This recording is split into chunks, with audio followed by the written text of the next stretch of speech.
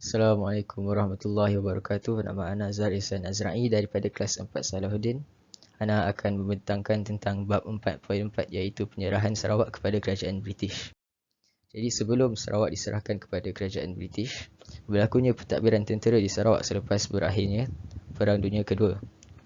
Jadi selepas berakhirnya Perang Dunia Kedua, tentera Australia yang merupakan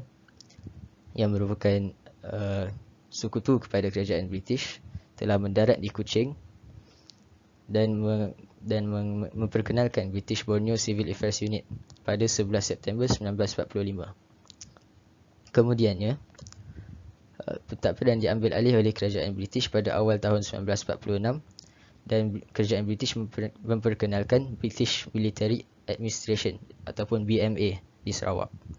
Dan akhirnya pada 1 Julai 1946, Charles Vinebrook menyerahkan Sarawak kepada kerajaan British. Jadi terdapat beberapa faktor penyerahan Sarawak kepada British. Yang pertama ialah masalah pewarisan takhta.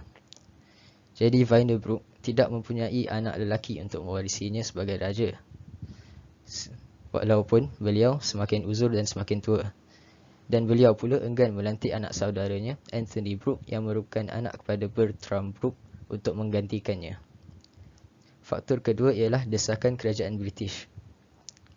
Pada 19 Jun 1944, pejabat tanah jajahan mendesak Vinebrook memberikan kuasa yang lebih luas kepada British. Dengan Sarawak sebagai tanah jajahan British, mereka dapat menguasai kekayaan ekonomi dan menjaga kepentingan pelaburan British di negeri Sarawak. Dan faktor yang ketiga ialah masalah kewangan. Jadi selepas tercetusnya Perang Dunia Kedua, ekonomi Sarawak terjejas dan pelbagai fasiliti awam seperti kemudahan pendidikan, kemudahan kesihatan, jalan raya dan lapangan terbang perlu diperbaiki. Selain itu, lumbung minyak juga musnah dan ladang getah terbiar. Hal ini menyebabkan Vinebrook menghadapi masalah kewangan dan beliau tidak mampu untuk membangunkan Sarawak semula. Seterusnya, proses penyerahan Sarawak kepada British. Jadi ia bermula pada 28 Februari 1945 apabila pejabat tanah jajahan British mengutus surat kepada Charles Vinebrook yang meminta beliau menandatangani surat perjanjian dengan George Henry Hall yang merupakan setiausaha tanah jajahan.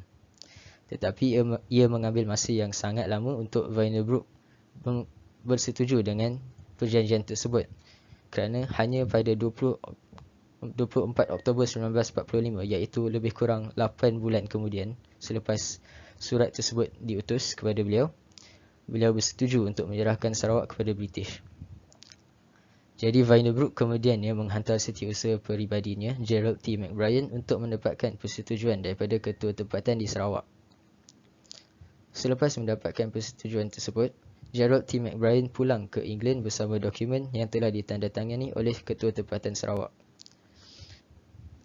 Tetapi penyerahan Sarawak kepada British yang disetujui oleh Vinebrook ini tidak diketahui oleh rakyat tempatan. Jadi keputusan Vinebrook ni untuk menyerahkan Sarawak kepada kerajaan British langsung tidak diketahui oleh rakyat tempatan di Sarawak.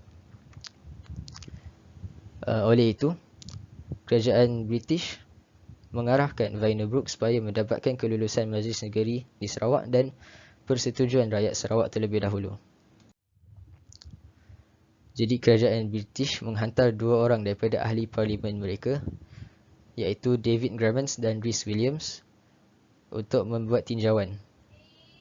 Mereka tiba di Kuching pada 2 Mei 1946. Hasil tinjauan mereka di Sarawak ialah sebahagian besar daripada rakyat peribumi Sarawak menentang penyerahan Sarawak, manakala orang Cina menyokong penyerahan Sarawak sepenuh-penuhnya. Tetapi terdapat juga penduduk yang tidak memahami maksud penyerahan Sarawak. Maksudnya, mereka tidak faham apa kesan kepada mereka dan apa kesan kepada Sarawak sekiranya Sarawak diserahkan kepada British. Jadi laporan Grammans dan Rhys Williams ini dibawa ke Majlis Negeri untuk diundi. Kemudiannya, Majlis Negeri Majlis Negeri pun mengeluarkan rang undang-undang penyerahan ataupun Session Bill, dan keputusannya menunjukkan golongan pro penyerahan, iaitu golongan yang menyokong kepada penyerahan Sarawak kepada British, menang dengan 19 undi, sementara golongan yang menentang terhadap menentang penyerahan Sarawak kepada British hanya mendapat 16 undi. Jadi kesan daripada undian tersebut, taraf Sarawak sebagai negeri naungan British dimansuhkan dan Sarawak disahkan sebagai tanah jajahan British. Dan pada 1 Julai 1946, Hari Penyerahan Sarawak diisytiharkan di Kuching. Jadi itu sahaja daripada Ana. Sekian, terima kasih.